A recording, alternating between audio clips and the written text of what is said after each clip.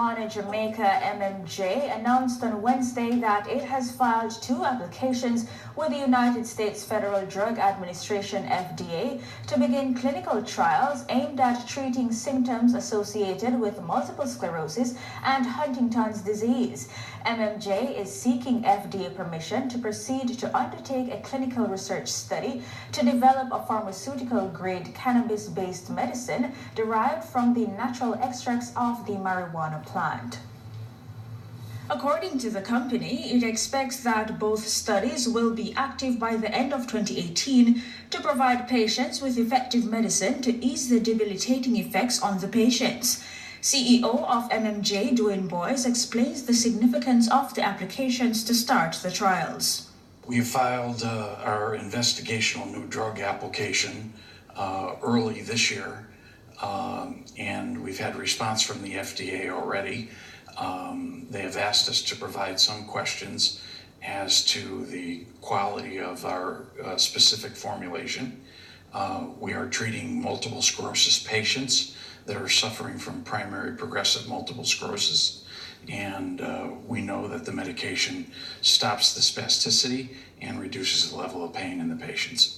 MMJ's lead medical investigators will conduct one of the first ever clinical trials to investigate and prove efficacy of a natural botanical cannabis extract as a treatment for multiple sclerosis and Huntington's disease. But what timeline can the public expect in relation to the availability of the drug? We are in the process now of applying for fast-track designation. Fast-track designation will allow us to be 18 to 24 months, providing the FDA approves it, to the market, 18 to 24 months to market with a prescription pharmaceutical grade of the extracts from the plant. Mr. Boise noted that MMJ continues its deliberations with local and U.S. tertiary institutions while identifying patients for the clinical studies. Well, right now that we're stymied with the lack of development in Jamaica, and I am unable to find anyone that can either grow genetic strain specifics of the plant and be able to perform the drug development steps that are required in extraction according to the FDA.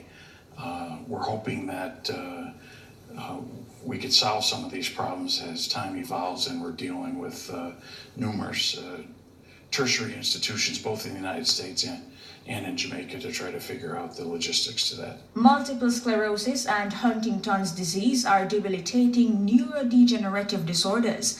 Although the diseases progress slowly, patients have difficulty moving, suffer from involuntary tremors, and reduced cognitive functioning.